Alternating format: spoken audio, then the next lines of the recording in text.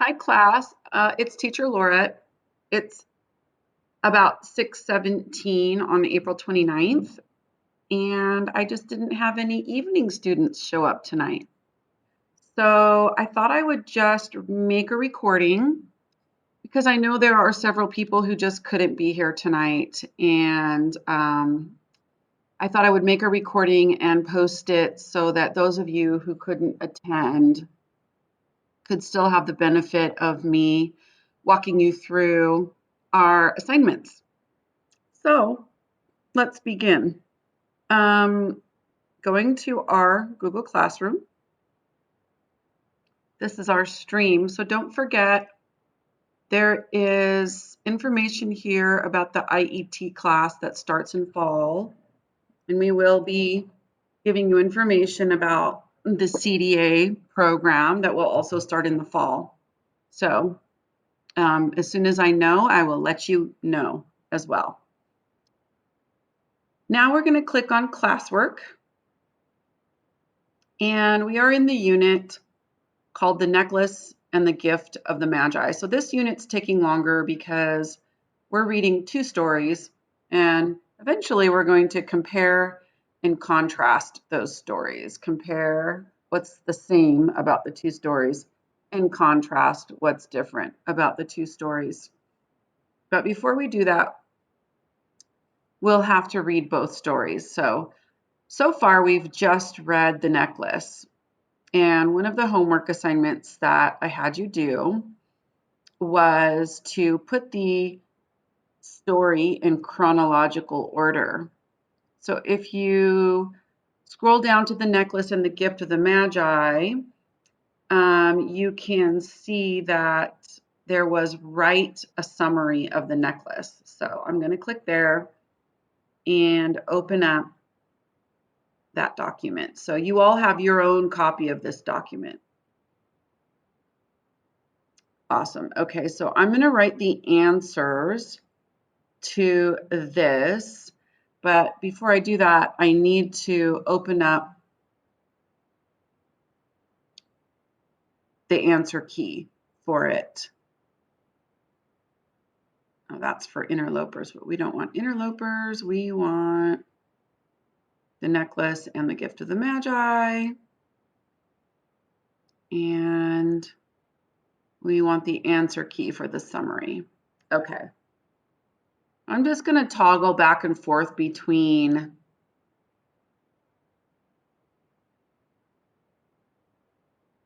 the assignment and the answer key. Okay. All right. So which one comes first? Which part of the story comes first? Well, it starts with, she was a beautiful, charming woman. So that's number one. So if we go here, we put the number one right here. She was a beautiful, charming woman born into a family of clerks with no prospect. Sorry. I want to make this bigger so you can actually read it. She was a beautiful, charming woman born into a family of clerks with no prospect of marrying a wealthy husband of a higher class. She was unhappy because her poise, good taste, and cleverness made her equal to high society ladies, but she could not afford the kind of fine clothes that they wore. So they start out talking about Mrs. Loisel. Okay, so let's find out which one is number two. Number two is she grieved over the shabbiness of her apartment. So that would be this one, number two. She grieved over the shabbiness of her apartment and her humble housework, and dreamt of a luxuriously decorated home with servants and the attentions of distinguished men. When she and her husband were eating their stew, she dreamed of dinner parties with delicious dishes and exciting dinner guests who lavished her with compliments. She wanted evening clothes and jewels and to be socially sought after. All right, so that was number 2. So let's see which one is number 3. Number 3 is she had a rich friend from convent school. So let's find that one. She had a rich friend. Okay, so that's the second one, and we're going to say number 3. She had a rich friend from convent school who she stopped seeing because she was so jealous and upset every time she saw her, right? Because she wants to be rich like her. Okay, so let's see which one is number 4. One day her husband, Monsieur Loisel. Okay, so one day her husband, let's find that. Okay, so this is number 4. One day her husband, Monsieur Loisel, excitedly told her he got an invitation to an evening reception at the ministerial mansion. And he was surprised that instead of being excited, his wife was unhappy because she'd had nothing fancy to wear to the party. All right, so let's see what comes next. Number 5 is when Monsieur Loisel suggested she wear one of the dresses she already had. So let's look for that one. And this will be number 5. Here it is. When Monsieur Loisel suggested she wear one of the dresses she already had, she cried and said she didn't have an appropriate evening gown and that the invitation should be given to someone else. Then he asked her how much money she would need to buy a suitable dress. When she said 400 francs, he felt disappointment because that was the amount of money he'd saved to buy himself a hunting rifle. But wanting to make his wife happy, he agreed to give her the money. All right, so that was number 5. Let's see which one is number 6. Number 6 is Madame Loisel purchased the dress. Oh, which is the very next one. Number 6. Madame Loisel purchased the dress, but as the event approached, she was still sad and moody. When her husband asked her what was wrong, she revealed that she was embarrassed not to have jewels to wear with her dress. Monsieur Loisel suggested his wife ask her rich friend from school, Madame Forestier, to lend her some jewelry. Madame Loisel was happy with that solution and asked her friend the next day. After trying on many of Madame Forestier's jewels, Madame Loisel finally borrowed a superb diamond necklace. All right, so let's see which comes next. What's number 7? On the day of the party. Oh, which is the very next one. Number 7. On the day of the party, Madame Loisel was the prettiest, most fashionable, and gracious guest who all the men wanted to talk and dance with. Madame Loisel was drunk with pleasure and a sense of victory for the success of her plan. She danced until 4 in the morning and slipped out of the party so she wouldn't be seen in her everyday wrap by the other women wearing furs. All right, let's see which one is number 8. Number 8, the Loisels got home very late. So let's see. Let's look for that one. Okay, that's this one. Number 8. The Loisels got home very late after finding it difficult to find a carriage home. When Madame Loisel started to undress, she noticed the necklace she borrowed was gone. Monsieur Loisel retraced their steps across the city to look for it, but was unable to find it. All right, let's see which one is number 9. Number 9 is Monsieur Loisel told his wife to tell Madame Forestier. Oh, that's the next one, number 9. Monsieur Loisel told his wife to tell Madame Forestier that they were fixing the clasp on the necklace to buy some extra time. After a week of looking, Madame Loisel declared they'd have to replace the necklace. They searched many local jewelers, hunting for a replacement, and finally found one. that unfortunately cost 36,000 francs.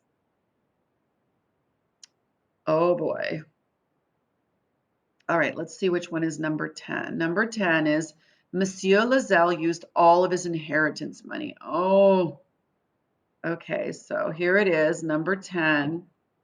Monsieur Loisel used all of his inheritance money and borrowed the rest to purchase the necklace, not knowing if he'd be able to repay his debts. Madame Loisel returned the necklace to Madame Forestier, who was annoyed it was late, but didn't notice it was a substitution. Okay, let's see which one is next. The next one is determined to repay. Oh, that's the very next one. Determined to repay the huge debt, Monsieur and Madame Loisel lived lives of hard labor, working overtime, eliminating any extra luxuries and moving to a smaller place. Finally, after 10 years, the couple finished paying off their debts, but their bodies were old and weary and showed the signs of years of hard work. All right, so let's see which one is number 12. Number 12 is One Sunday. So looking for One Sunday. All the way up here. One Sunday, Madame Loisel ran into Madame Forestier when she went out for a walk and decided to tell her the whole story. At first, Madame Forestier didn't recognize her and commented on how much she'd changed. Madame Loisel explained that she'd lived a life of misfortune because of the necklace she'd borrowed from her. She revealed that she had lost it and bought her another one to replace it, and was pleased Madame Forestier didn't notice the switch. Okay, and the last one is this one here. Number 13 is, with a look of shock, Madame Forestier exclaimed to Madame Loisel in pity that her necklace had been a fake and was only worth 500 francs at the most. Okay, so that was the answers to putting the story in order. And now below this is how to write a summary. So you were supposed to write a one-paragraph summary recounting the events of the story. And here I give you the format of a summary. In the first sentence, you should have the title of the story, the name of the author, and some information about the story to introduce it, like the beginning event, or the main character, the setting, or the main idea. Then in the center of the paragraph, you're going to describe the main points or events in chronological order. So chrono means time, and logical means like the common sense order of it. So chrono, time, common sense. So you would put it in order of time. And then lastly, a concluding sentence which wraps up the main ideas. Make it clear, make it concise, not too long, paraphrase it with your own words, and refer to the main idea at the end. So here is my example. And actually, I have a mistake in my first sentence. So remember this. This is supposed to be Madame Loisel. The short story, The Necklace by Guy de Maupassant, is about a woman named Madame Loisel, who is very unhappy with her social class and laments over the fact that she could not marry a rich husband or enjoy a luxurious life with fancy clothes and parties, like her wealthy friend Madame Forestier. Aware of her dissatisfaction, her husband gets tickets to a fancy party to try to please her. When she cries that she has nothing to wear to the party, he also gives her 400 francs, or the 400 francs he'd been saving for a hunting rifle so she could buy a fancy dress. So she can buy a fancy dress. Even after buying the dress, Madame Loisel is still unhappy because she has no fancy jewelry to wear with it. But following her husband's advice, she borrows an extravagant diamond necklace from Madame Forestier. The night of the party, Madame Loisel is delirious with joy over the fact that all of the men want to talk and dance with her because of her poise and beauty. She keeps her husband at the party until 4 a.m.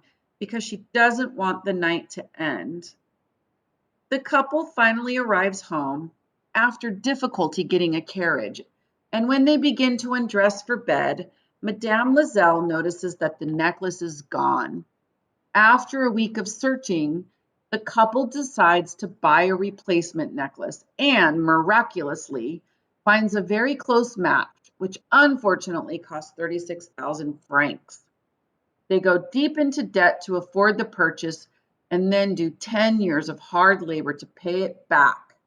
One afternoon, after the ordeal is finally over, Madame Loisel runs into Madame Forestier, who no longer recognizes her because of her wretched appearance.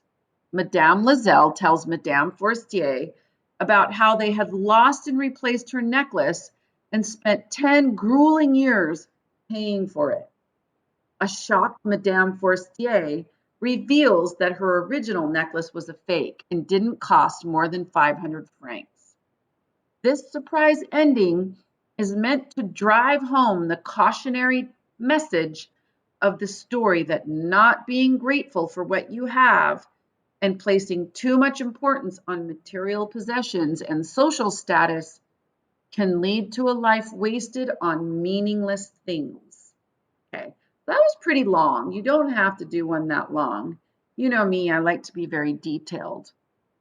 And then below, you would write your own summary. So you would take a stab at doing the same thing, an introductory sentence, chronological order of the events, and a concluding sentence. Now, one of the assignments in our classwork is to correct one student's summary. So that was what we did in class today, this morning. So if you click on in class, correcting for articles, verb tense, and sentence structure, up will come this document. And there is one document for every student. Okay, so we're not all in the same document together. Everybody will be correcting their own document. So first, we're going to take some notes. So remember, when we are correcting for article usage, there are 5 things that we need to consider. We need to consider if the article is singular or plural. Are there more than one of them, or is there only one? Or not the article, the noun that the article comes in front of.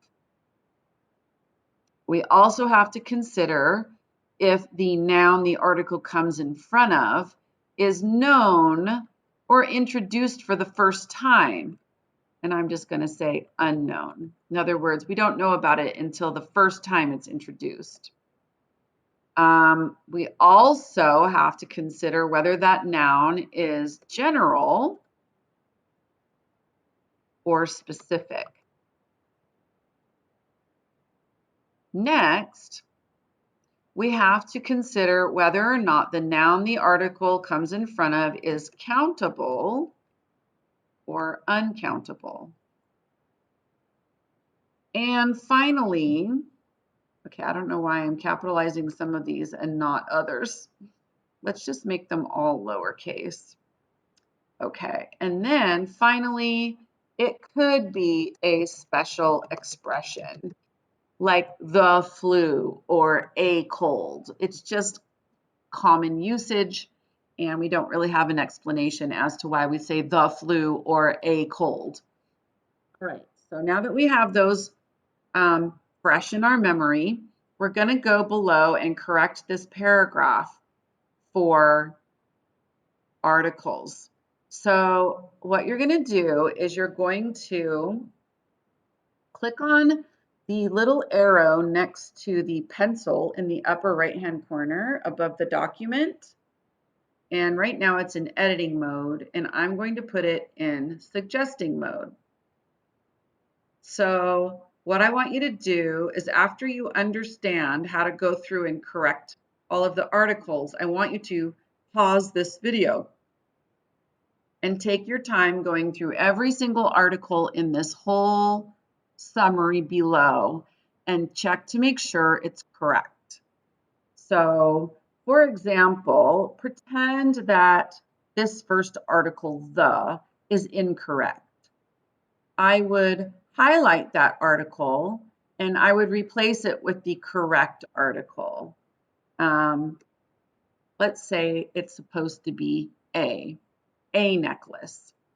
Okay, you can see that when I have it in suggesting mode, it crosses out the article that's incorrect, and you are able to type in the article that is correct. All right, so I want you to do that for every single article in this whole paragraph. So right now, go ahead and pause this video and then use suggesting mode to go through. If the article is correct, do nothing to it. If the article is incorrect, you're going to highlight it and then type in the correct article. Okay, pause. Okay, hopefully you finished correcting the entire paragraph. And now I'm going to correct it myself, and you can check to see if your corrections are the same as mine. Okay, The Necklace, a story by Guy de Maupassant, is about an unhappy woman named Madame Forestier, born into a family of clerks and not able to marry a wealthy and famous husband so she can enjoy a luxurious life. Finally marries a minor clerk in the Ministry of Education. So far, all the articles are correct.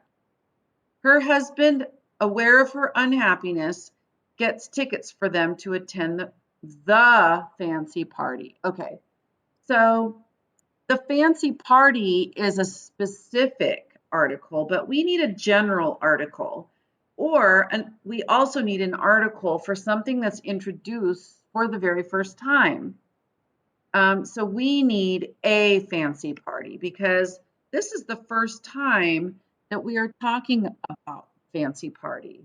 So we are saying a fancy party in general, not a specific one, because one, we haven't introduced it yet, and two, it's not a specific one yet. Okay. After giving her money to buy a dress for the party, but not able to get jewelry, she borrows necklaces with diamonds from Madame, and this is supposed to be Madame Forestier for the party. And this one up here is supposed to be Madame Loisel. That's the main character, Madame Loisel. Okay. After staying, so you notice that it's the party now because now it's specific, it's known. After staying at a party until 4 a.m. Okay, so now we're using the general a party, but we've already introduced the party. So we don't want to use a, we want to use the. Now we have an article that's too specific. And I mean, too general. And now we want the article that's specific because it's the party, the fancy one that we introduced a couple sentences ago. After staying at the party until 4 a.m., they finally arrived at the house. Okay, so which house? Because this is the first time we're talking about it. So, but it also sounds weird to say a house because, again, which house? So we want to say, instead of we want to say their house, Their, the house of Madame Loisel and Monsieur Loisel, okay? So neither the or a works because we have to explain which house it is. So after staying at the party until 4 a.m., they finally arrived at their house and then came to realize that the necklace is lost. They end up having debt after replacing the jewelry that was lost. 10 years passed and Madame Forestier comes across Madame Loisel on the street and decided to tell her the truth about a jewel. Okay, so a jewel, or what are we talking about? So actually, we're talking about not just one jewel, we're talking about the necklace, right? So she didn't just borrow a jewel, she borrowed the necklace. So we're going to replace a jewel with the necklace. Okay, because it's the specific one that we've been talking about. She tells her about the incident and how they replaced it without letting her know what really happened.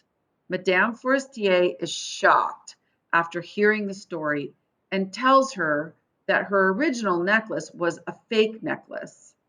The moral of the story is to be thankful for what you have and not to waste life on material possessions.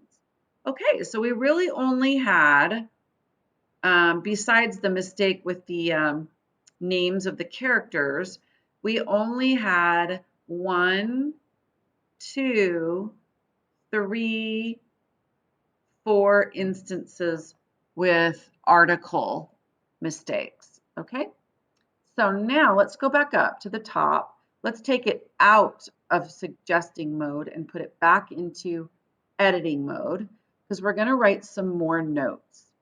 So what do we need to look for when we're correcting for verb tense consistency? Well, what we're looking for when we're correcting for verb tense consistency is, are we staying in the same verb tense unless unless there is a good reason to go out of that verb tense. Okay, so that's when I'm correcting your paragraphs, that's what I'm looking for. You need to stay in the same verb tense for the whole paragraph. Most of the time, it's present tense or past tense, almost always. Sometimes it could be future tense, other times it could be continuous tense, but almost always it's present or past. So now we're going to go back into the paragraph and correct for verb tense consistency. Remember, there might be times when we have to leave the verb tense that we're in for a good reason because we're referring to the past or the present or the future. So, but don't forget, go in the upper right-hand corner, click on this little arrow and go to suggesting again so that your corrections will show up. All right, so now we're looking for verbs, right? The Necklace, a story by Guy de Maupassant, is about an unhappy woman named Madame Loisel. Okay, so here's our verb is. So we know, which tense are we in? Present tense. We're in present tense. So this is our clue that the rest of the paragraph needs to be in present tense. Next, born into a family of clerks and not able to marry a wealthy and famous husband, so she can enjoy a luxurious life, finally marries, so here is present tense, a minor clerk in the Ministry of Education. Her husband, aware of her unhappiness, gets tickets for them, so gets, again, present tense, to attend a fancy party. After giving her money to buy a dress for the party, but not able to get jewelry, she borrows, present tense again, necklaces with diamonds from Madame Forestier for the party. After staying at the party until 4 a.m., they finally arrived. Okay, so this verb, arrived, that's in past tense, but we're supposed to be in present tense, and there's really no good reason to go out of present tense because we're continuing to tell the story in the present tense. We're not referring to something that happened before or something that's going to happen. We're still telling the story in the present tense. So we need to change this to arrive. Whoops, 2 R's. Okay, so they finally arrive at their house and then came.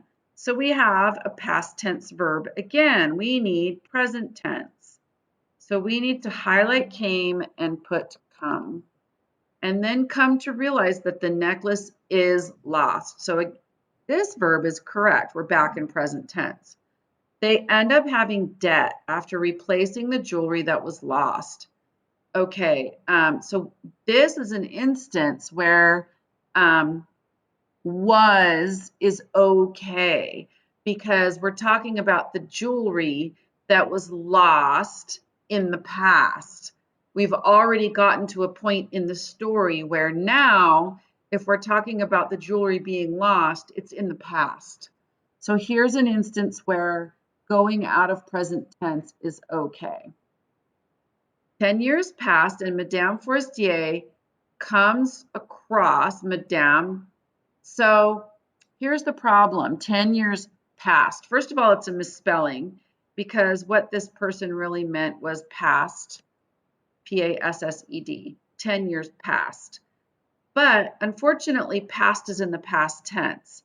So what we really need is 10 years pass, right? Because we are in the middle of telling the story chronologically.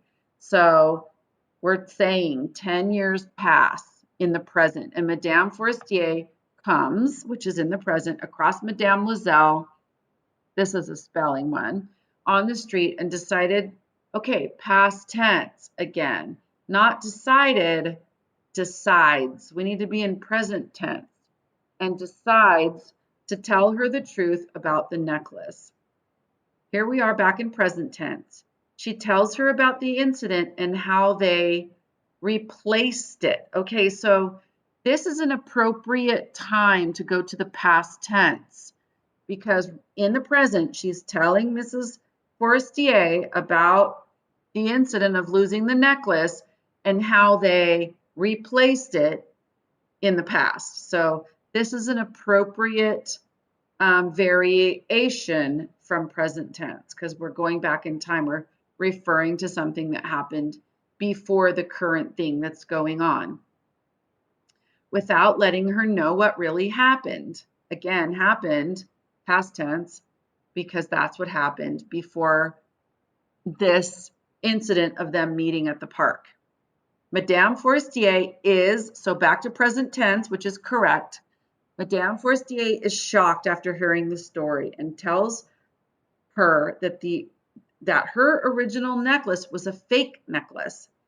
Okay, so was is an appropriate variation from present because she's talking about that necklace in the past. The moral of the story is so back to present tense, is to be thankful for what you have and not to waste life on material possessions.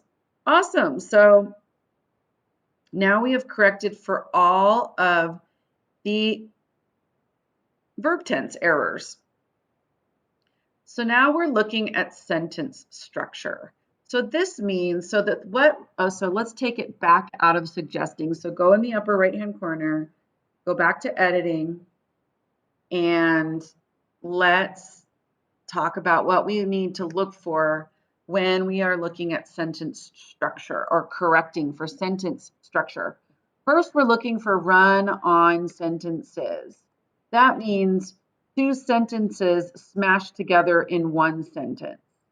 Okay, we're looking for those, and if we find run-on sentences, we need to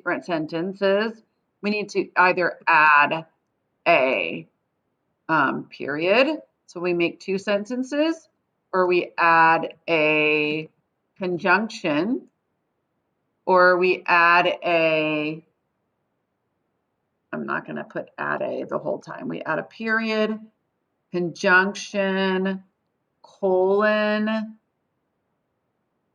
or comma. And we are also looking for fragment sentences. And fragment sentences are missing either a subject or a verb from the sentence, okay? So a sentence is not a sentence if it doesn't have a subject or a verb. So sometimes people write phrases or clauses all by themselves and they forget to put in a subject. All right, so we're looking for run-ons and fragments. So let's look through this story. The Necklace, a story by Guy de Maupassant, is about an unhappy woman named Madame Loisel. That's perfect. The necklace is the subject, is the verb, and about an unhappy woman is a prepositional phrase. All right, so that's all correct. Born into a family of clerks and not able to marry a wealthy and famous husband, so she can enjoy a luxurious life, comma, finally marries. So something's missing here. When you start a sentence with a clause or a phrase like this, born into a family of clerks and not able to marry a wealthy and famous husband, so she can enjoy a luxurious life. Well, who are we talking about? Who is this person that is born into a family of clerks? We're missing what in this sentence? We're missing the subject. So when you start something with a clause or phrase, you need to, after the comma, you need to put the subject. So here it's either going to be Madame Loisel or her, or not her, she. Okay, so one or the other. Madame Loisel. Oh, and I need to be in suggesting mode. Hang on a second. Let's put this in suggesting. So I'm just going to put Madame Loisel. I think it sounds better, but if you put she, that's also fine. Madame Loisel finally marries a minor clerk in the Ministry of Education. Her husband, aware of her unhappiness, gets tickets for them to attend a fancy party. Okay, all correct. After giving her money to buy a dress for the party, but not able to get jewelry, she borrows necklaces with diamonds from Madame Forestier for the party. Okay, there is something wrong with this sentence structure. And the problem is with the verb choice. So after giving her money, so who's the person who gave her money? The person who gave her money was her husband, Monsieur Loisel. But when we go after the big prepositional phrase at the beginning of the sentence, after the comma, we see the subject she, but that's not the person who gave money. So she didn't give money, she got money. Okay, so we're going to use the verb get instead of giving. So we're going to say after getting money to buy a dress for the party, but not able to get jewelry, she borrows necklaces with diamonds from Madame Forestier for the party. Okay, so this student just happened to have the wrong verb. So that was a problem with sentence structure. After staying at the party until 4 a.m., they finally arrived. So they, meaning Madame Forestier and her husband. So I think we should say their names here because we haven't really introduced Madame Forestier, not Forestier, Madame Loisel and Monsieur Loisel. Or Madame, how about this? Madame and Monsieur. I don't know how to abbreviate Monsieur in French, so I'm writing it out. Okay, after staying at the party until 4 a.m., Madame and Monsieur Loisel. So this is just the choice of subject was wrong because they hadn't introduced Monsieur Loisel yet. So we need to write the name out. So after staying at the party until 4 a.m., Madame and Monsieur Loisel finally arrive at their house and then come to realize that the necklace is lost. Okay, so Madame Forestier comes across Madame Loisel on the street and decides to tell her the truth about the necklace. Okay, so we need to switch these names. It's Madame Loisel comes across Madame Forestier on the street and decides to tell her the truth about the necklace. Okay? She tells her about the incident and how they replaced it without letting her know what really happened. Perfect. Madame Forestier is shocked after hearing the story and tells her that her original necklace was a fake necklace. Perfect. The moral of the story is to be thankful for what you have and not to waste life on material possessions. Perfect. Okay, so the next thing, so that's all the corrections that we have for sentence structure. So now for spelling, I suggest just using your autocorrect for the things that you can. That means your computer will correct it for you. But if you can't, you have to look up the spelling of things. So there was some mistakes in spelling. If we go down,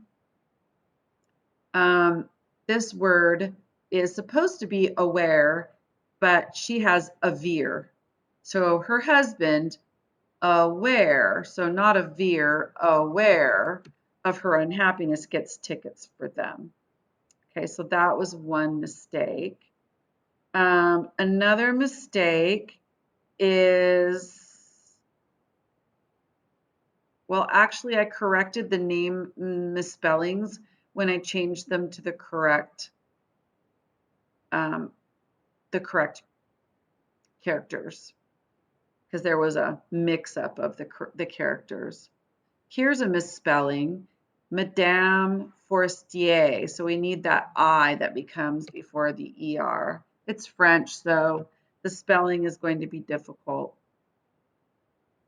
Okay, I'm not sure if there are any other misspellings, so I'm going to stop there because I don't right off the bat see any more.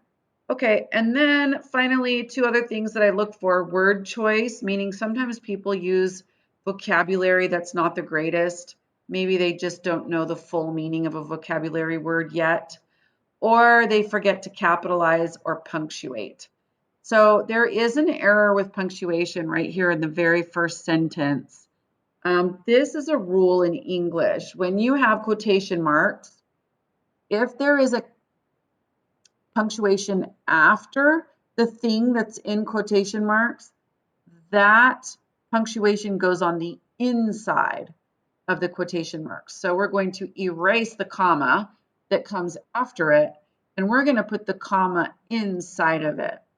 I know it's a weird rule, but it's just a rule that we use in English. Any punctuation coming directly after something in quotes has to go inside the quotes. All right. Let me see if there's any other problems. I didn't see any capitalization problems, and I didn't see any other problems besides a missing period right here after Madame Forestier, because it's indicating it's a abbreviation, MME period. That means it's short for Madame. MME is an abbreviation. So you would always put a period after anything that's abbreviated. And this person forgot to do that. Okay, so now we've corrected for all of these things. And this is what I do when you guys write your paragraphs. I correct for article usage, verb tense consistency, sentence structure, spelling, word choice, capitalization, and punctuation. So when you write your summaries, I want you to do a first draft. And then before you turn it in, I want you to do a second draft. I want you to go through and I want you to check for all of these things: article usage, verb tense consistency, sentence structure, spelling, word choice, capitalization, and punctuation. So I know with word choice, you're not experienced with some English vocabulary and your word choice may be unintentional. But common things that you guys tend to get wrong when you're doing word choice mistakes, prepositions. Okay, that's a common one, and it's something you may not be able to catch, which is okay. All right, let's move on. Okay, going to classwork. Now, I am going to go to verb tense practice. So for homework, you guys were supposed to finish up this vocabulary chart. So let me just look at that really quick before we go to verb tense practice. There's really none left to do, but let me just review how you do it. So everybody has been in this document together. Everybody in the whole class is allowed to edit the same document. Okay, so when you go into it, you're going to see that other people wrote in there. For example, Yuki wrote the sentence for wretched and she uploaded this picture for wretched. So I wanted everybody to keep going in here and keep adding sentences and images until they were all done. Okay, so when you go in, if you haven't already done that, look for things that are not done yet. So, for example, on number 13, homage, special honor or respect shown publicly. My boss paid homage to the best employee of the year. Fernanda wrote that sentence. There's no picture, so maybe Fernanda just didn't know how to upload an image. So I'm going to show you on this video. Insert. So up here at the very top, we have the word insert. We're going to click that, and then we're going to say image, and then we're going to slide over so we don't go off of that, and we're going to say search the web. What happens is we have a little Google search window that pops up, and we're going to type our vocabulary word. Let's see what comes up when we type homage. Oh, look at this. So these are some pictures from ancient times where people are paying homage to a king or a leader of some sort. So, in fact, almost all these pictures are of that. People paying homage to a king or a queen. So I kind of like this one. So I'm going to click on this one. And then I'm going to click, once I click on it, it makes a little check mark. And then I'm going to click insert. Okay, so now we have that picture inserted.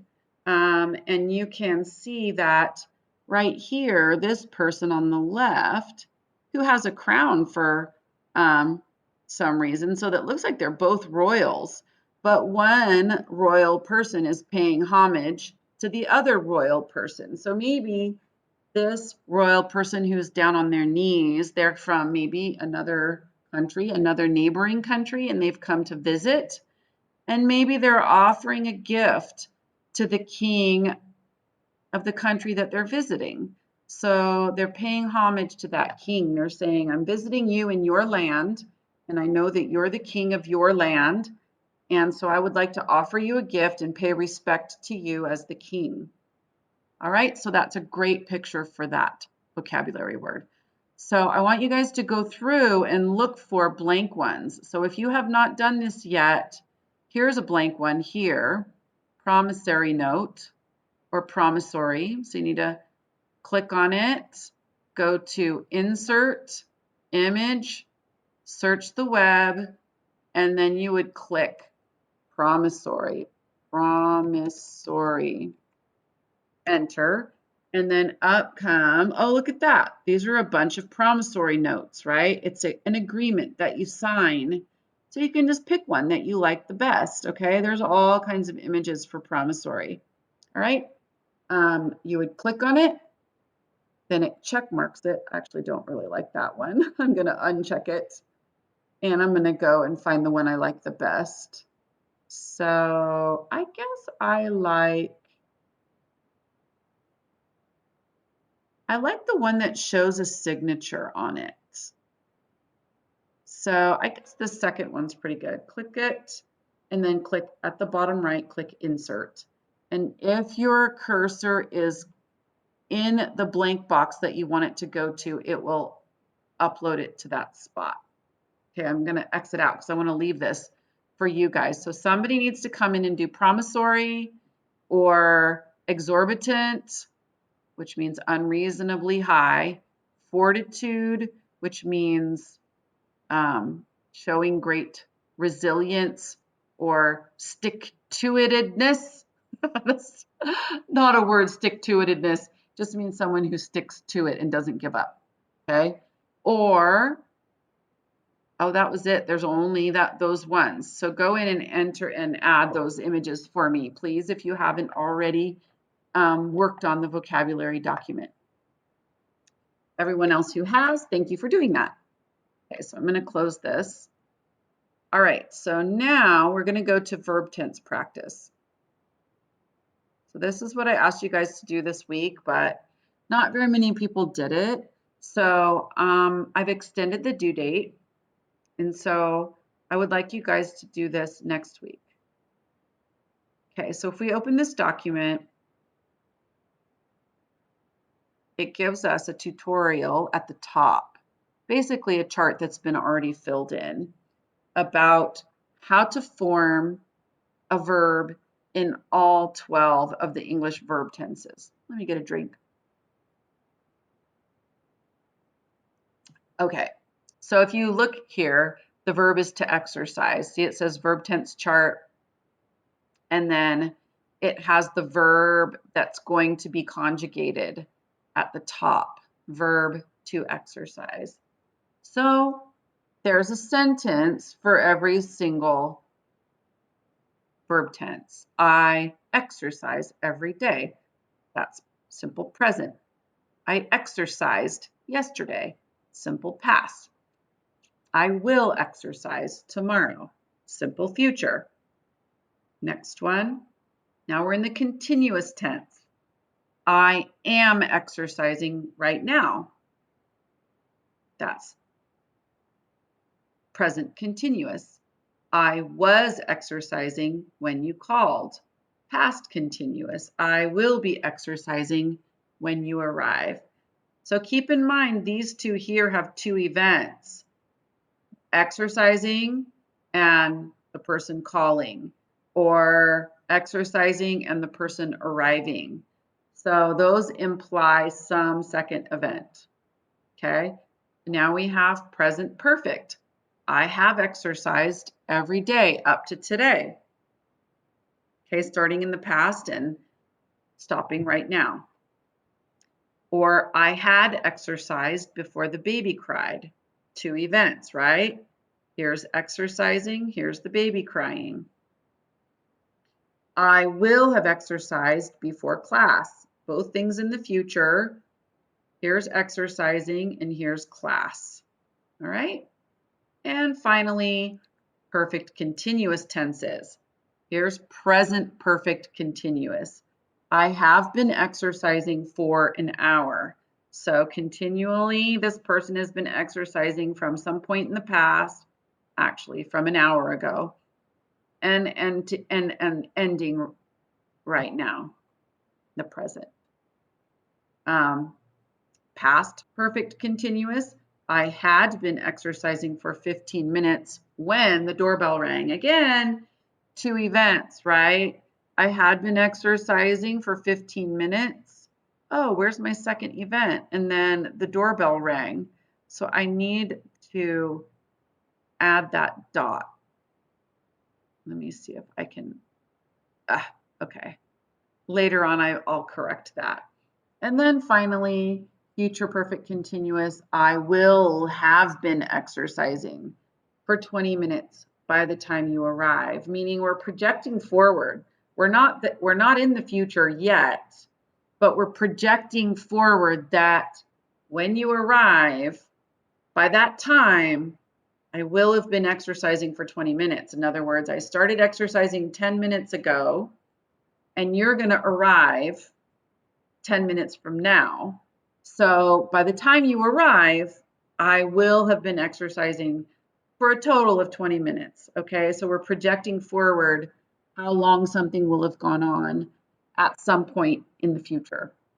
All right, so those are the verb tenses. So now I've chosen the 3 verbs that came from our vocabulary, the list I just showed you, right? So this list, it only had 3 verbs in it.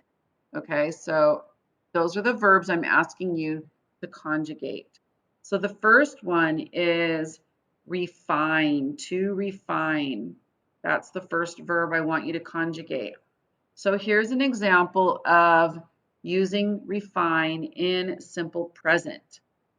He refines his manners when he's around his grandmother. Okay, that means he tries to make sure that his manners are better around his grandma.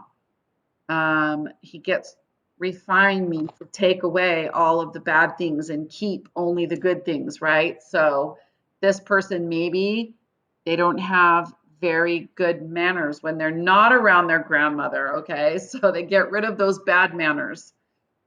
And that, or they refine sugar at that factory. In other words, they take away all of the parts of the sugar that are not just sugar. Okay, so they're making just pure sugar. They're taking away all the other things that are not just sugar. Okay. So you're going to do that for all the tenses. Now keep in mind, it starts to get difficult in the perfect continuous tense, right? Because it might be difficult to use this particular verb in that tense.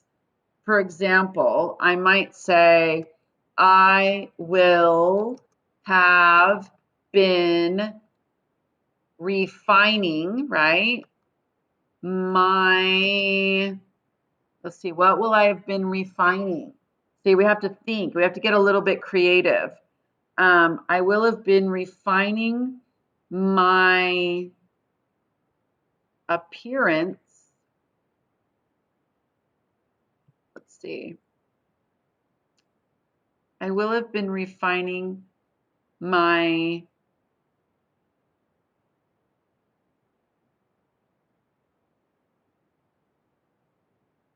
dress, maybe my way of dressing for 10 years by the time I retire. Okay, remember this one has to have 2 events. I will have been refining my way of dressing, and we're projecting forward for 10 years by the time I retire. So there has to be some event that marks the end of this forward projection, right? So maybe I am refining the way I dress for my job because I am a news reporter, and news reporters have to kind of dress up. They have to put makeup on and get their hair done. And so I will have been refining my way of dressing for 10 years by the time I retire. I don't know, maybe they're talking about clothing and fashion and whatever. All right, so it can get a little awkward trying to make sentences in this perfect continuous tense. All right, the next verb that you're going to be asked to conjugate in all 12 tenses is to torment. And here are some examples of to torment in present, simple present. He torments his little sister every day. Okay, so bummer for his little sister. That means he's teasing her, he is causing her to be annoyed, he's doing things to bother her. He torments his little sister every day. Or, don't torment me with your whining. Okay, meaning you don't torment me with your whining. All right. So you have to decide, how do you want to use it in present, past, future. And again, when we get to those perfect continuous tenses, it's weird. How will we use torment? I will have been tormenting my little brother for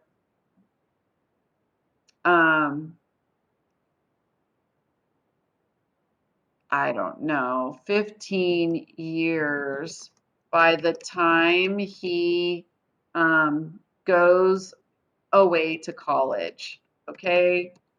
So maybe you're the younger sister, right? So you've been tormenting from the time you were born until the time your brother went away to college. You've been tormenting him, bothering him. Okay. So again, we have to have that thing in the future that marks the end of the tormenting. All right. So those are two things, the tormenting and the brother going away to college. And again, it's just got to get creative there with how to form the sentence. And finally, stipulate. That's the last verb that I've asked you to conjugate in the 12 tenses. Um, and again, it gets weird when we go to, so here are two sentences that I did in present tense. The contract stipulates a 1-year lease. Oops, I left out a. Or he stipulates that you go to counseling. That means requires, or uh,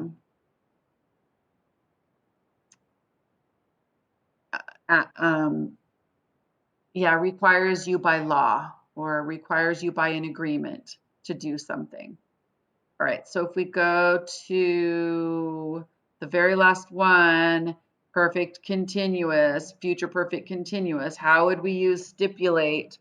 I will have been stipulating um,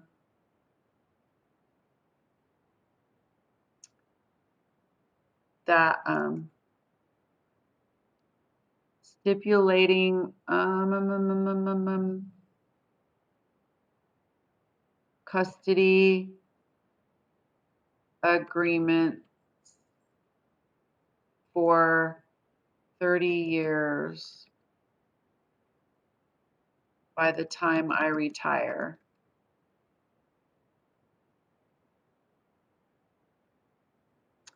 So this would be like a judge, right? A judge is a person who makes decisions in a court of law. And a lot of times people get divorced and they have to go to court to get a judge to make a decision about um, how often each parent gets to be with their children or gets to have their children be at their house. And that's what custody means. Custody agreements are an agreement between the two parents that got divorced, and they say, yes, I will have the kids for 75% of the time, and yes, I will have the kids for 25% of the time.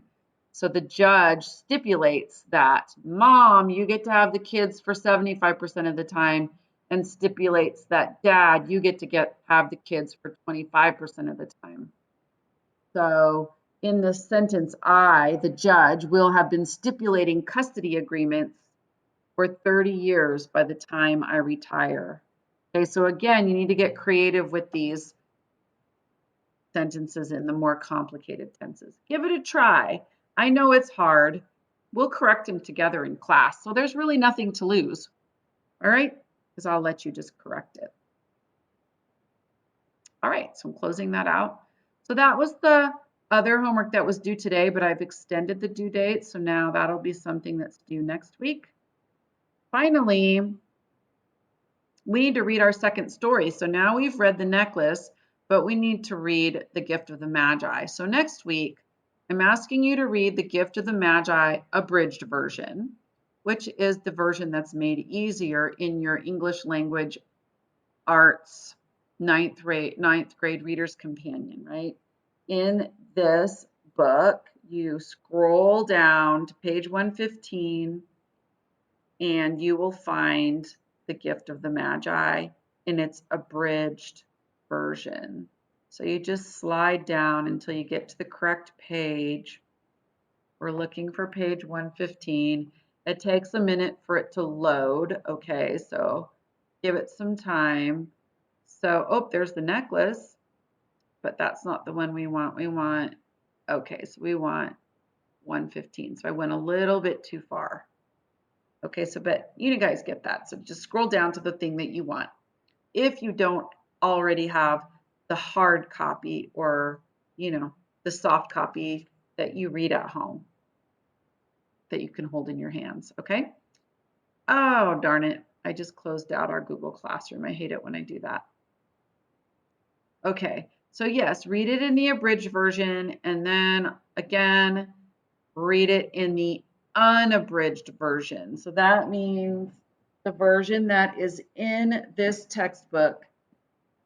Everyone should have this at home, but if you haven't gone to the office and picked this up, I did include a copy of this in our classwork that I just found on the web. Hopefully it's the same version that we have in our book. I'm pretty sure it is.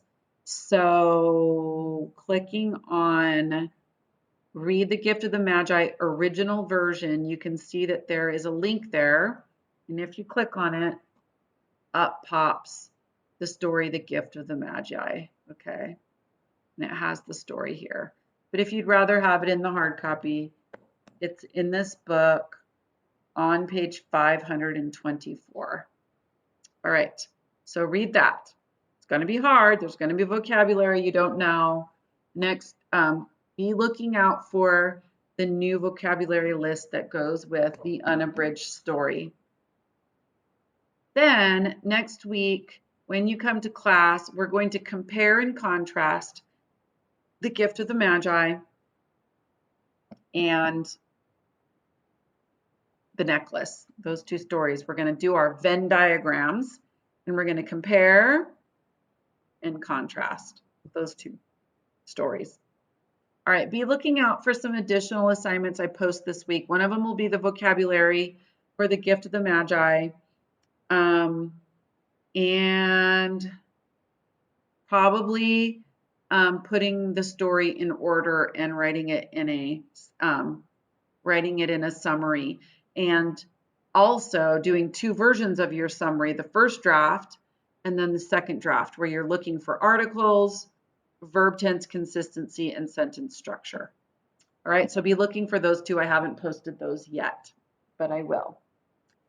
All right, guys, that's it. Hopefully you guys will watch this video and it will help you.